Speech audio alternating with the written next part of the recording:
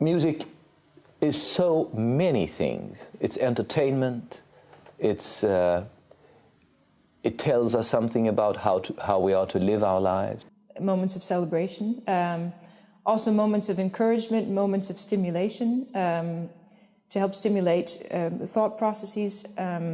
When you dance to it, something else happens. It's intellectual activity, if you want to analyze it. There are just so many aspects to music. Against boredom.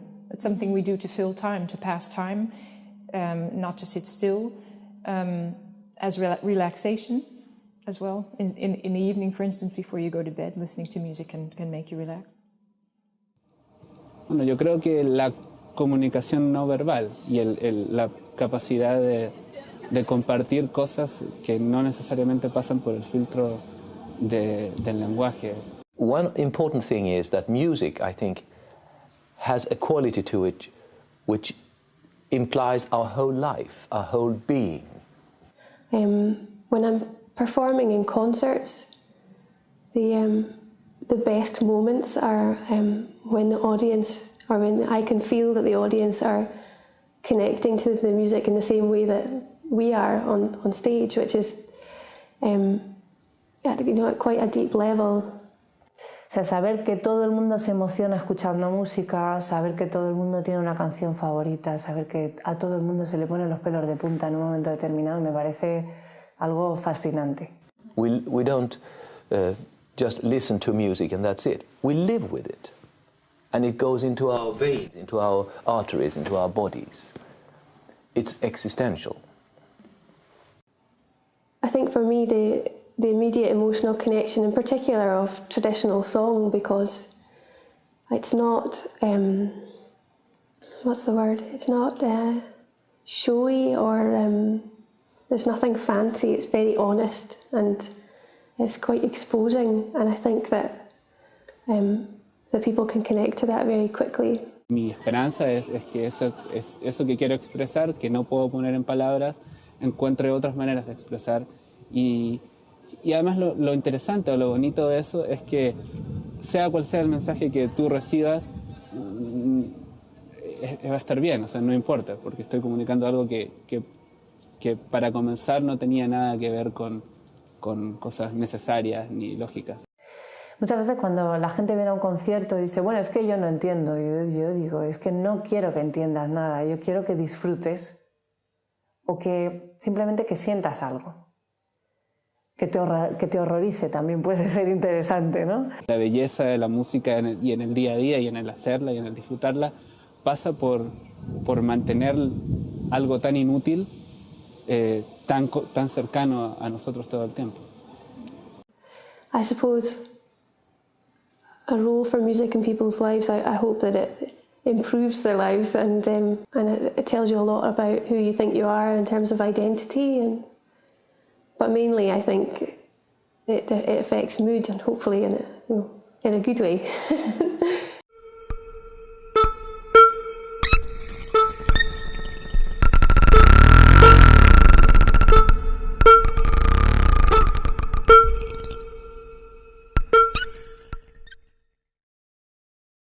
El límite, una investigación performativa para el violonchelo contemporáneo. Hacia una práctica de interpretación con el uso de las computadoras. The singer in the empty space. A survey of basso continuo sources from the Dutch Republic from circa 1650 to circa 1780. Contemporary innovation and traditional music in Scotland. I started 4 years ago, but then only half time. So I plan to be ready in a year. That has several reasons, actually. One was that I really enjoyed reflecting upon my artistic work. And to do a PhD would imply that I would get much more time to work with my artistic work. And since I'm doing artistic work which is a bit research in itself, it's researchy, though one has to do some reflection to visualize and make clear what kind of knowledge you are working with in these performances that I do, for instance. So I don't believe that doing a performance is research in itself. It is to examine the area between literature, music and theatre in the way that I am doing it. It's not a general question, what exists between literature, theatre and music, because there exist a lot of things. But I am researching my particular area. That's what it's about. And to understand what I'm doing, because the things that I'm doing, they're a bit particular. So that is the purpose with my artistic research, to find out what this area is about. La tesis la comencé en septiembre de este año, del 2008, pero llevo trabajando, hice un máster en interpretación musical y en música por computadoras los últimos 2 años, y mi licenciatura también tenía que ver con estrategias de composición e interpretación de música por computadoras. Entonces llevo más o menos 6 años trabajando en el tema, pero digamos que el desarrollar una práctica de interpretación y el uso de la computadora como un instrumento musical, digamos en un marco de música de cámara tradicional, es algo que comencé ahora en septiembre. para mí en realidad era importante tratar de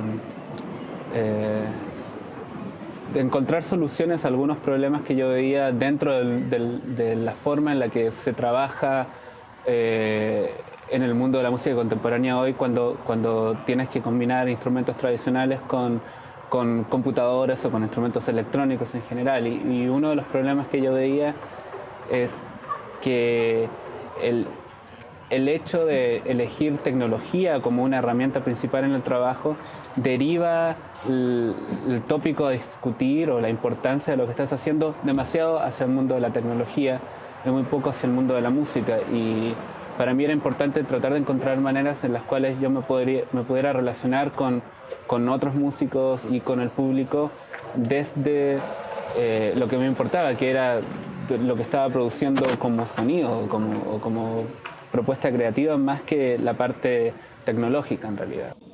Desarrollar y descubrir la manera en la que el computador o el ordenador puede llegar a transformarse en un instrumento musical autocontenido. Mi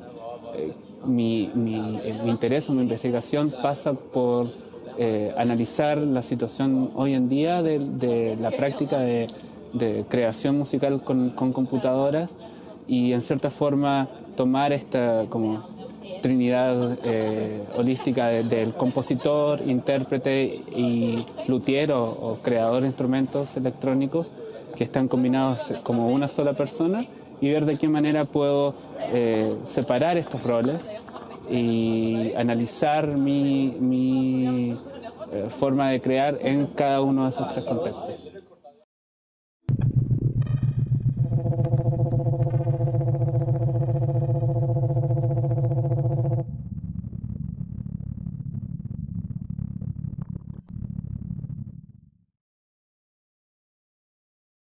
I began working on my doctoral research in 2003, which feels a very long time ago now.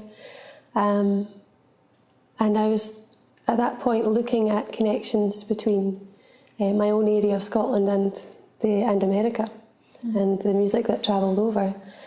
But then I took 1 year out because of an illness, and when I came back all my ideas had changed, so I'm still going.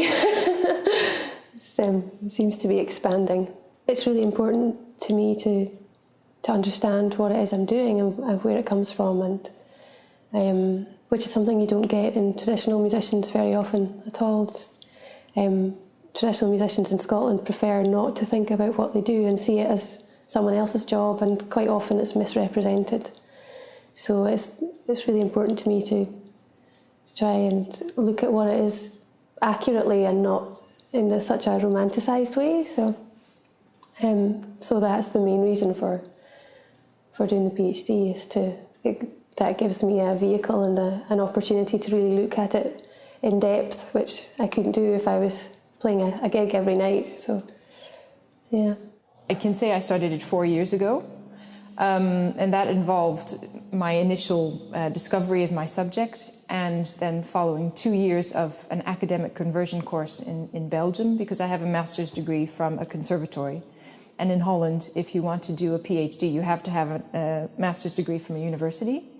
So the Doc Artist program developed this conversion courses that you can convert your master's in music into a master's in academia.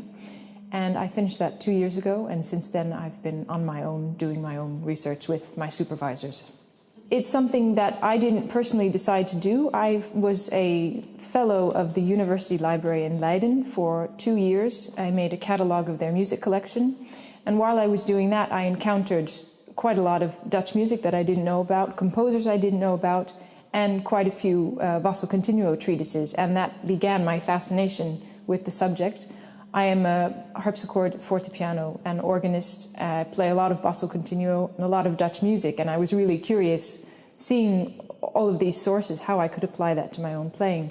I've chosen the period 1650 to 1780 because those are when the most of these sources were written, and I'm focusing on the Dutch Republic. And for me, what's so important is, as a performer, to find the knowledge I need to become a good basso continuo player and to make the music come alive. And my research is not only to make a survey, basically saying what's in each source, but also show how you can apply the information that you find to your own playing. And I also hope to do research with professional and amateur keyboard players to see how they process the information found in these treatises and how they are able to better improve their performances and their work as improvisers. You know, my first work was my master's thesis, which was a stand-up tragedy version of Schubert's Winterreise. When I had done that, I could bring that knowledge with me to my next project. And after that project, I wrote a new reflection. This is what I actually have been doing. So I keep accumulating knowledge from my reflections. And of course also from the feedback that I get from other people and from the feedback from the press, or, you know, and from my colleagues, of course. Because all my performances are made in a dialogue very much with the director, but it's not the director that chooses me. I choose the director also. You know, the normal way around is there's a director wanting to say, I need someone who can play Hamlet for me. Let's see, you know. But here it's the other way around. I think, hey, who will be able to direct my next project? And I think, oh, maybe I should contact this or that director. So we do it together. When I stumbled upon the next part of my doctoral project, the Gilgamesh epic, one of the sparks of ignition was actually my curiosity to see what could be done with this epic poetry by trying different ways of singing and musical declamation. Together with the drummer, we then set the epic to music, using rhythmical speech, among other things, inspired by different poetical traditions and musical traditions like rap music, Arnold Schoenberg's Sprechgesang, jazz, and also Turkish music, which is something of a mediator between Mesopotamia and Tromsø. So, for instance, I've worked with an Iraqi director who directed my version of Gilgamesh, the Gilgamesh epic. And since he's from Iraq, he knows the epic. He's born with this epic, and I'm not. So we had a fantastic dialogue, and he taught me a lot of things. We used Arabian way of telling a story, for instance. So he brought me that, and I maybe brought him something else. Mother, I dreamed in the night of an axe that lay in the square of Uruk. I can't describe how many people and soldiers I saw, as if the whole of Uruk were there. And they kissed the axe and were embracing it tight, as if caressing a little child. The axe lay there shining, and I loved it like a man feeling life was his wine. I know that I embraced it in my dream, and I picked it up and I gave it to thee, and you raised the axe to an equal rank with me. We are so many doing almost the same thing. So I think when we do a lot of things together, like trying to develop, for instance, how you communicate Lieder, as in my Schubert project or in my John Dowland project, then when we are many, we look at each other's performances. In my own practice, I never start an artistic project with research questions, like how can we use blank verse in a contemporary way? That's to me like putting the cart before the horse. To me, the reasons for choosing to work with, let's say, the songs of John Dowland have much more to do with coincidence, finding the right material, the right circumstances, and of course the right collaborators. It's not like in natural science, Newton gets the apple in his head and all of a sudden it's all changed. It does in the art world, it doesn't work like that at all. Well, sometimes maybe there's a revolution with the Beatles. Art is very much, I would say, more evolutive than revolutive or revolutionary. So I feel like I'm just, you know, what I do doesn't have that, oh, that significance for art. I just do my thing and hope for the best, you know.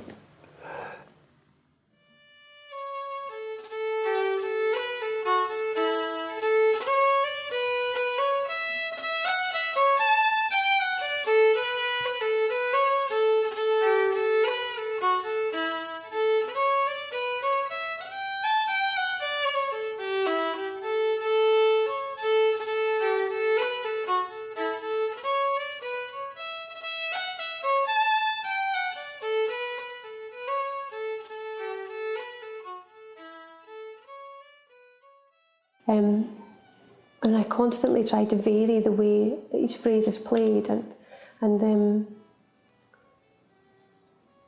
think that that's increasing even more, and I'm becoming more adventurous in the ideas that I introduce in the moment and also in my composition, because I mean, in traditional music, it's not that you play traditional music and you play other people's music, but a big part of it is arranging and changing and writing your own music. So it's really there's been quite a, well, for me, really positive development in my practice and my music writing and performing, and in particular the improvisation and the allowing yourself the freedom to try new things has been really, really good.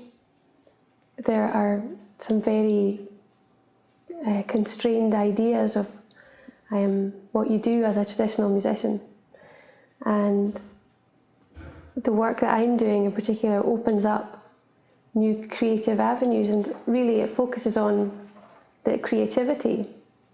That would be the most interesting point in my work for performers is providing clear paths and routes for traditional musicians to expand what they do creatively and open up to new ways of making music.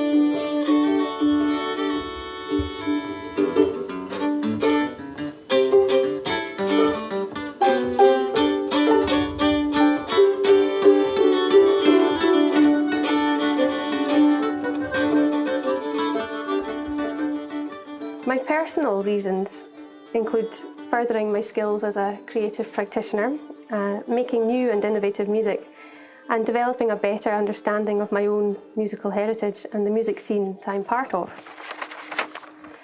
So in this research, I combine extensive fieldwork and literature review with a series of projects involving my own creative practice and reflection and analysis.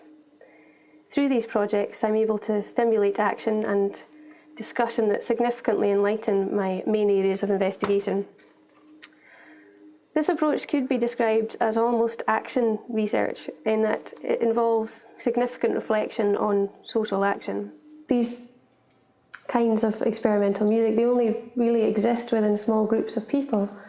So I think that their influence is restricted by that.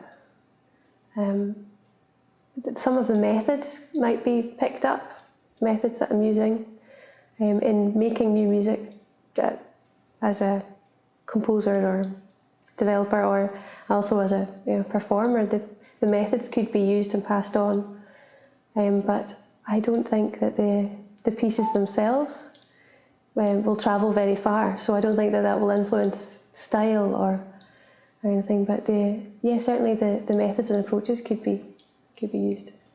So since the 1980s, we've seen a gradual increase in the creation of larger scale composition by traditional musicians. And William Jackson's Well Park Suite can be viewed as the precursor to this new development that takes in modernist, classical and avant-garde among many other influences. The resulting pieces are essentially experimental, and the whole movement can be viewed as being in early development.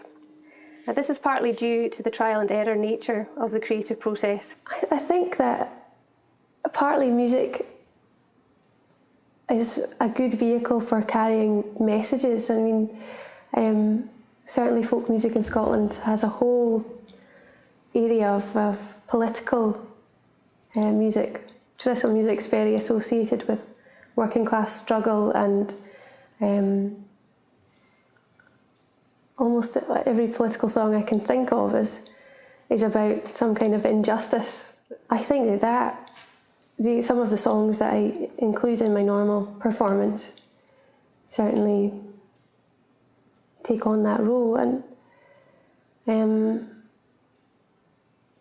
but the dance music, I mean, the most traditional music in Scotland it comes from dancing, and so it's about celebrating and having a good time. So I think the traditional music, or any music, if it can communicate something to the audience, and that's the most important part of it for me.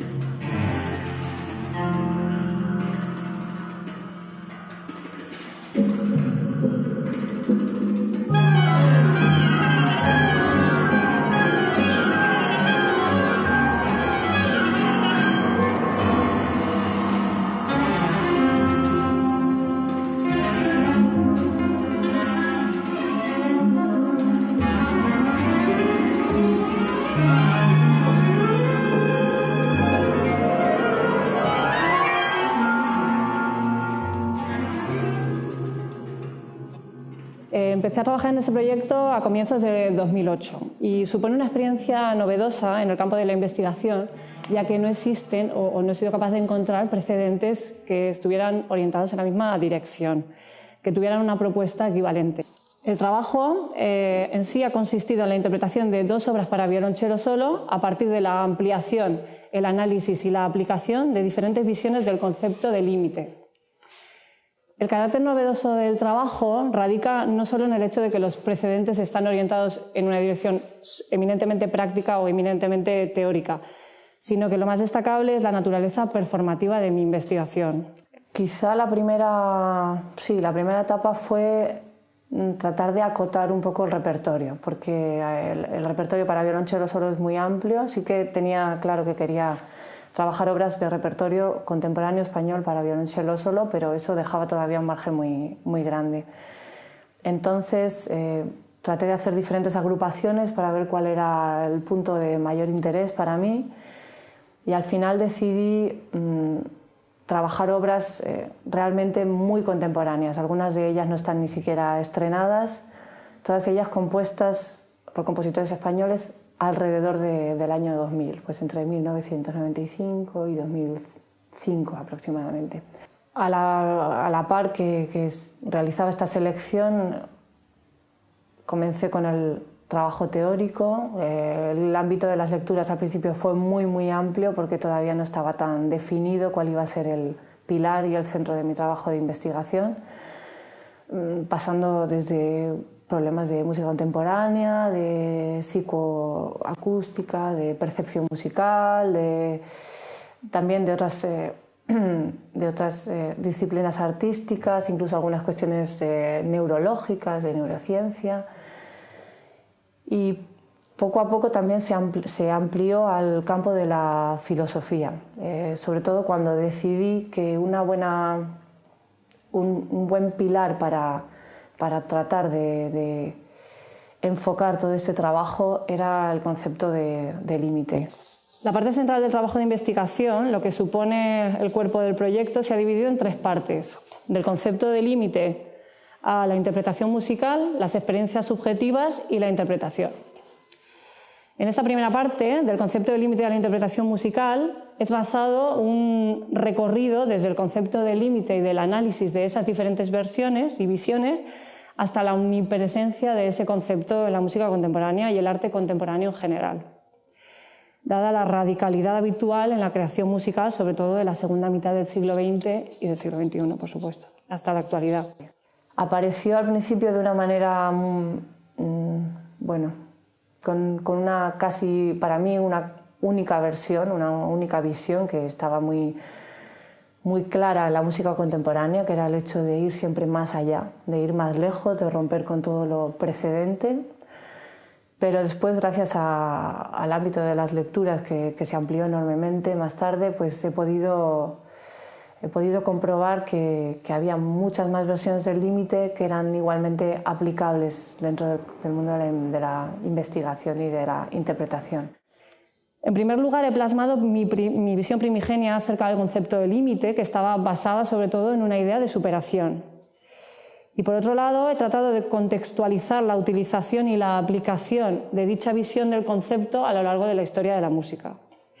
Posteriormente, he analizado las versiones de diferentes artistas acerca de este concepto de límite, y en este apartado ha sido muy enriquecedor tomar conciencia de las visiones no solo de los propios músicos, como os decía, sino también de autores de diferentes disciplinas artísticas. Así, por ejemplo, pues os puedo contar que a mi visión inicial del límite como superación se han unido las de posibilidad, transgresión, guía, identidad, herida, territorio indefinido, territorio a proteger. Ahí el proceso performativo tomó también una dirección un poco diferente, porque no era, digamos, el camino habitual en mi proceso de preparación de una obra, sino que ahora entraban a formar parte una serie de conceptos bastante novedosos para mí, y se ampliaba muchísimo el proceso de búsqueda en mi interpretación.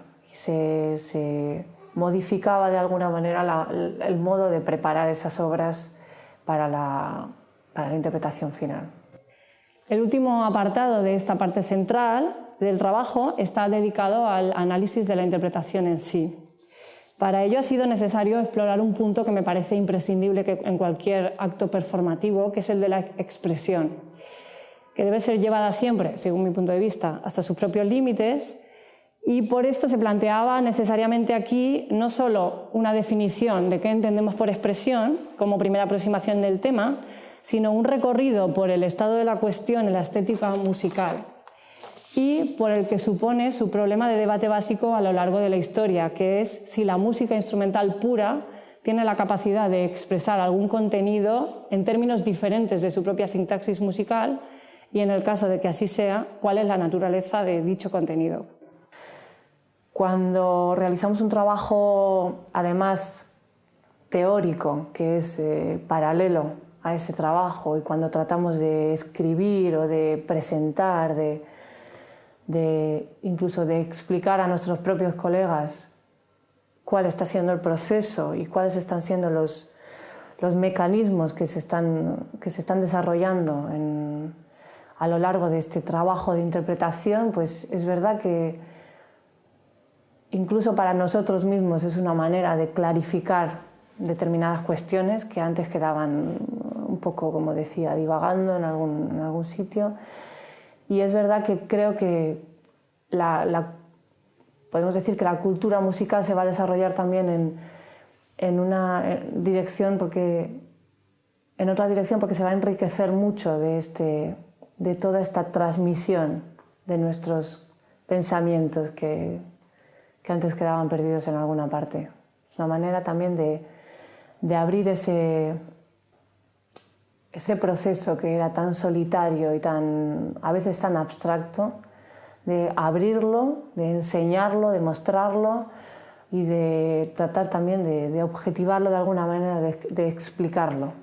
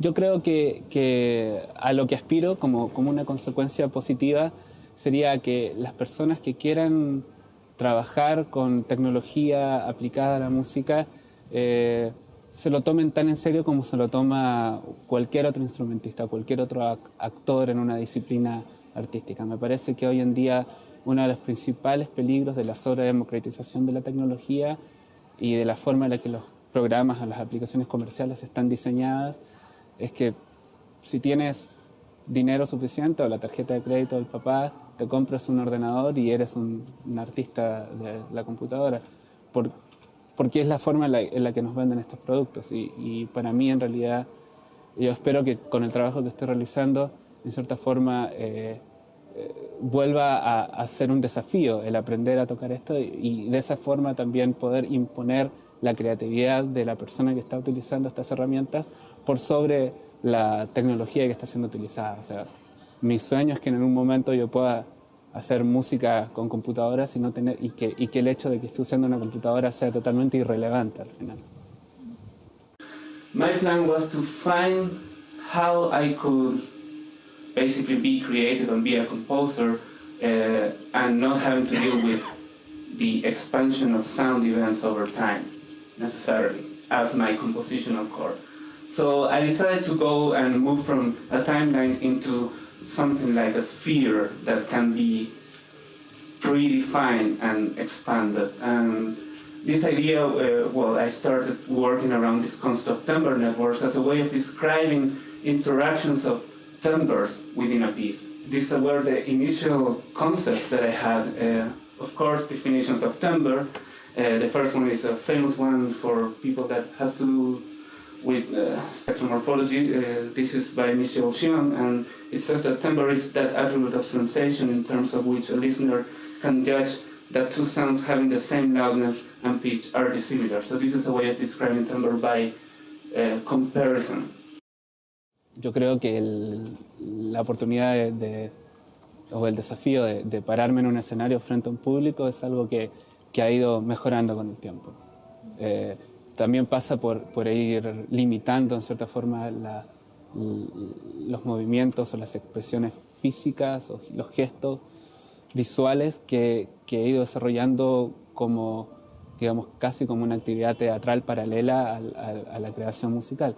Y eso pasa porque el instrumento que utilizo no demanda de mí una acción física determinada. Entonces, el cómo me presento, el qué es lo que hago visual y físicamente es algo que también tenía la libertad de desarrollar, pero también el desafío de desarrollar algo que no fuera excesivo y que fuera consecuente también con la música que estaba realizando. Creo que eso es algo que he ido mejorando en el tiempo. Look at the computer as something that can be seen as an instrument, but also can be seen as the core of this network, what held everything together. And that also had to do with exploring the different possibilities of the relationship that a computer can have with traditional instruments, but also with the humans around the system. And what I wanted to address with this idea was concepts like my compositional aims in the research, like texture composition, timbre flexibility, and interdependence of musical gestures between electronic and mechanical elements inside of a composition. Yo creo que lo más interesante para poner en práctica de lo que estoy desarrollando son los desafíos que presenta a otras personas. O sea, el presentarme como un intérprete requiere a un compositor, en cierta forma. Y también como compositor, el considerar al intérprete de la parte del computador en la mezcla también me permite y me presenta el desafío de, por ejemplo, desarrollar un sistema de notación. Y son todas como pequeñas cosas que tienen que ver con reintegrar el mundo de la música tradicional a la experiencia de la música por computadoras, sin que eso signifique comprometer negativamente los resultados. Yo creo que es lo más motivante para seguir haciéndolo. So that's pretty clear. The second category within the third category of this timbre network system will be the generative sound processing, which means that although they're still depending of an external input source, they create some kind of response that can be considered as, let's say, an active contribution to the musical material of the piece. The very short example that you're going to hear is by the Japanese composer Takayuki Rai, and the piece is an excerpt from a series of 3 pieces for piano and computer system from 1987. En general, me parece que incluso el hecho, por ejemplo, en mi área, el ver que más y más hay computadores en escena en el mundo de la música popular, ya me pone en una situación diferente a la que yo tenía 4 años atrás, en las cuales era como tener que justificar la herramienta para poder justificar la música. Ahora es solamente justificar la herramienta a través de la música, y yo creo que la importancia de tener un contexto académico para desarrollar estas ideas y tener también como digamos, el desafío de formalizarlas en palabras y en textos, me permite, en cierta forma, estar continuamente reevaluando cuáles son los aspectos que sobreviven en el tiempo y cuáles son los que van apareciendo. O sea, hace 5 años podría haber hecho toda una tesis sobre el cómo poner un ordenador en el escenario, y hoy en día eso ya no importa, y quizás me he liberado de eso y puedo hablar de otras cosas que me interesan mucho más, que en el momento de comenzar a trabajar con esto ni siquiera existían para mí como un problema. Así que yo creo que por eso es importante el poder tener un marco académico en el cual estás constantemente obligado a ir reevaluando cuáles son tus preguntas y cuáles son tus problemas en realidad. So this is the software part of the instrument. Basically, it was my first attempt to bring this idea of timbre networks into life and relate it to kind of an endemic isolation mode and basically, so what I wanted to do was to find if I could bring together multiple sound sources that will interact with each other in this network idea. A lo que aspiro, para ponerlo un ejemplo simple, sería que mi abuelo, que es un campesino en el sur de Chile, pudiera escuchar lo que hago y que tuviera algo que le llegara algo de lo que hago yo, sin que eso tenga necesariamente que decir, bueno, entonces tengo que hacer rancheras o tengo que tener acordes mayores y menores, sino que él sea capaz, en cierta forma, de, sin importar el cómo está hecho ni qué es lo que está escuchando en este caso, que él sea capaz de recibir eso y compartirlo desde lo que es él. Y yo creo que el primer paso para mí es el tratar de desarrollar algo que es consistente para ir eliminando como los tópicos de discusión uno a uno y que al final lo único que podamos compartir y conversar y discutir acerca es lo que estás escuchando, o sea, la música. Así sea hecha con computadoras o con una guitarrita o con piedras, da lo mismo.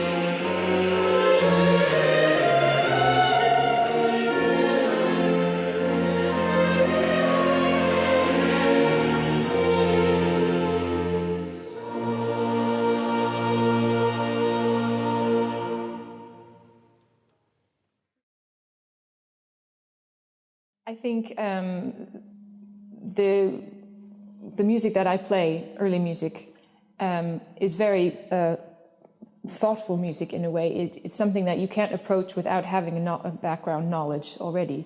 And that's, ever since I started playing basso continuo, I was very much aware of the sources, the information that I needed to apply that. But my research has in fact stimulated me as an improviser even more and gotten me away from the thought side of the music that I make, and given me much more freedom to apply my art. In the 16th, 17th and 18th centuries, the basso continuo player in fact had quite a lot of freedom. They were there to support the harmony, but aside from this left-hand written out part, they could help with dynamics, they could help with rhythm, they had moments when they could play improvisation. So it was quite an active role as a continuo player and not just a subservient accompanying role. In the period when basso continuo was originally in use by composers and performers, method books or treatises, or in Dutch we call them traktaten, were written offering instruction in the art of playing basso continuo, because it really was an art. It was not simply playing on a keyboard instrument. You were an artist, and you were constantly flexible and free, and you basically like playing jazz. Basso continuo has quite a lot in common with playing jazz, in that you have a fixed structure of harmony that you need to play, but within that you have the freedom to do quite marvelous things. I think my way of explaining what I do changes, because the more knowledge I gain, the more I'm able to explain to other people the thought processes I go through. Also just the knowledge that I've gained. So I play a lot of Dutch music, for instance, but now I can really say why I do certain things, where things came from, looking backwards as well as looking forwards, and as well expanding my horizons as an improviser, which is an essential part of playing basso continuo.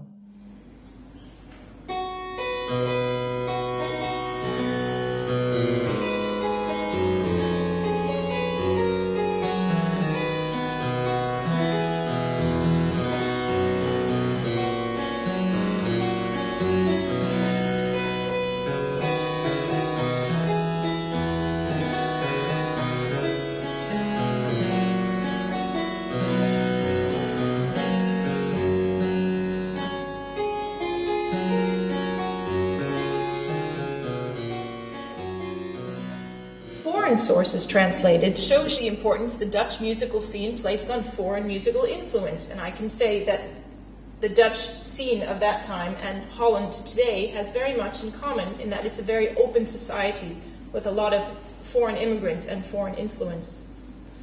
The Dutch musical style was a melting pot of Italian, French, and German influences.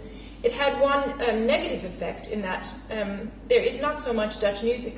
There's a lot of 17th century Dutch music, but due to the large influx or the immigration of foreign musicians, there's not so much Dutch music written. It was mostly foreign troops or groups coming to play. And this means that also for keyboard music that we don't have so much Dutch music. I think the most interesting things in my research is, again, the tools that I acquire. I play basso continuo, I know how it should be done, but by reading these sources I gain new knowledge to make my playing more exciting, gives me more choices, also helps me as an improviser, helps me translate the language of the music to the listeners, to make it more alive, and also helps in explanation of why I do what I do. Up until a few years ago it was anonymous, and I've succeeded in reuniting it with its author, the amateur Dutch singer and harpsichordist Jan Aronson, who lived from 1683 to 1769. Just what does this manuscript contain regarding basso continuo instruction? In it we encounter basic instruction for the novice, the names of the notes on a keyboard instrument, indications of fingering, correct hand positions, the meanings of sharps and flats and clefs. However, what makes the manuscript so valuable is that it provides an insight into what a normal amateur might have done with the information taken from one of the better-known sources, such as that by Francesco Gasparini, for example. In reading this manuscript, I discovered sections quoted from L'Armonico Pratico al Cimbalo, published in Venice in 1708 by Gasparini. Text either directly translated into Dutch or with annotations, and containing, most interestingly, corrections of Gasparini's original musical examples by Aronson. If we have more background information, it brings it more alive to people who maybe do not sit in a particular style. For instance, we just heard a lecture about computer-generated music, and that's something that is so far removed from what I'm doing. But by listening to such a lecture, I would be more willing to actually attend a concert with that type of music because I have more background information and it means more to me that way. And then in the last chapter, I discuss how my research has affected my own playing, what it's made me more aware of. I have just this weird, before I started doing my PhD, I knew all the European sources. I had read them already because I was interested and I was a basso continuo player, so that was not something new. But obviously I had to reread them throughout the process of my research. But I have now that even in the middle of a concert, I'll suddenly think, hey, that's that chord, and that's come from, my whole way of thinking and my whole way of reading the score has dramatically changed. And I'm so fascinated now with harmony and with things like that. So for me, it was a great change in how I play and how I read the score and how I think in playing in different styles. So I write about that. I would like to bring my subject alive by writing about it, by talking about it, that it is not only just music what I do, but it's a whole history of a people. For instance, I do a lot of research into the 17th and 18th century in Holland, and I learn a lot about the background of the people of the time, how they thought, what they did, what they ate, how they dressed, the type of music they played. And I hope by doing my research that I can make that music come more alive and make it more interesting for people.